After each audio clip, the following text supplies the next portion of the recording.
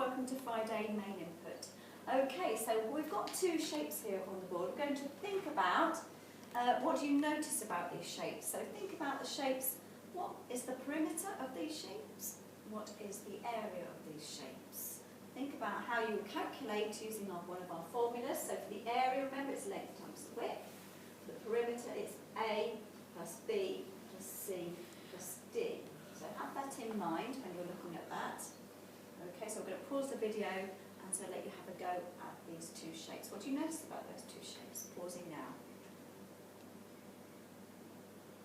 Okay, and unpaused and welcome back.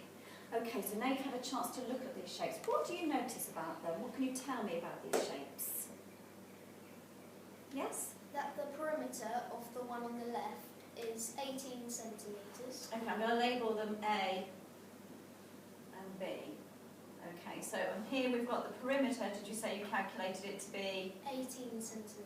18, and we're thinking that each of those squares is a centimetre, so we're going to call that centimetres there. Okay. And what did you say?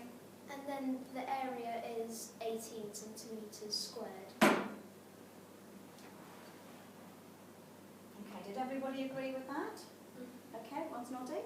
Okay, so that's an interesting fact that we've noticed then that the perimeter is the same as the area, the same number, but not meaning, because we know that the meaning of this, the perimeter is all the way around the outside of the shape, whereas the area is as if you're doing the paving slabs in the middle. Okay, someone help us with shape B, please. Yes. So with the area, because 6 of it is taken out of that square, of that rectangle, what you need to do is you need to,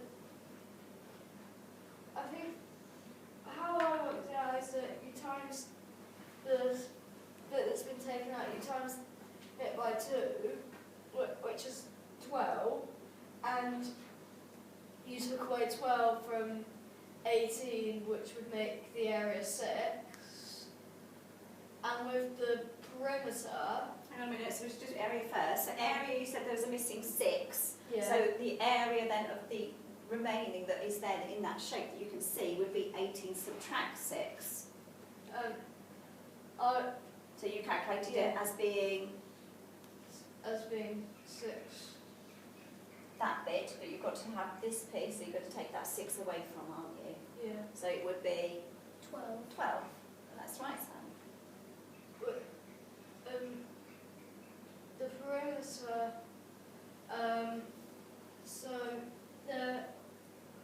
so one side was 3 centimetres, and so 3 plus 6 is 9, plus 3, 12, and then with the rest, what you need to do is, so on the top bit next to the one,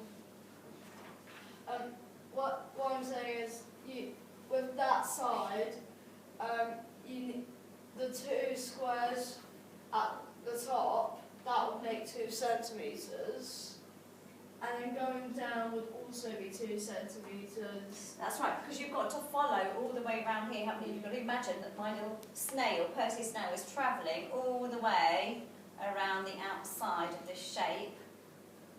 But then, of course, it gets to here and has to go down, round, and count that perimeter as well. Thank you very much. Yeah, so going up top would be 2 centimetres. The very top would be 1 centimetre. Add them all together, you get 22 centimetres. Okay, so the total you calculated is 22 centimetres. Does everybody else agree? Excellent. Okay, so no one disagreeing there. Well done. So now we've got our calculations complete. Let's have a look again at those figures for shape A and shape B. What's interesting about those shapes? What can we generalise and say about those shapes? Yes? The area is 6 less than the area in the other shape, because you've taken away 6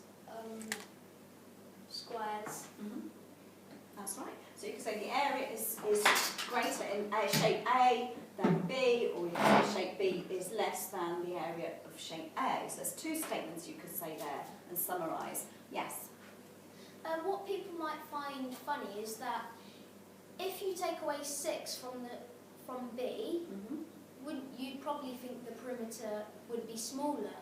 But there's an extra 4 because on the length, when you go down, you still have to count those. Absolutely. It's like a little journey, isn't it? Well done. So actually, you've actually said something quite interesting, that even though there are less, like paving slabs, less area, you would expect maybe the perimeter to be less as well, but actually no, it's greater, isn't it? Yeah.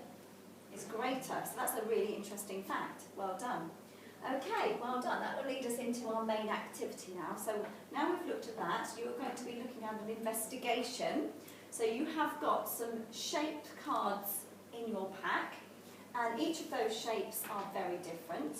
What you're going to calculate maybe is the area and the perimeter for each of those shapes, and then think about how you can make statements and generalisations about those shapes. So like we just did here, so with our example, we found that one was greater than another. Maybe we can investigate further. There are some investigation questions for you to think about as well. So can you draw some shapes in which the area is numerically equal to its perimeter? Okay, interesting. Can you draw a shape in which the perimeter is numerically twice the area? Can you draw a shape in which the area is numerically twice the perimeter? Vice versa. Can you make the area of your shape go up, but the perimeter go down? Can you make the perimeter of your shape go up, but the area go down? Can you draw some shapes that have the same area but different perimeters? And can you draw some shapes that have the same perimeter but different areas? Okay, so we're going to have fun now investigating, and then we'll try and come back with some examples in our Kingery. Enjoy!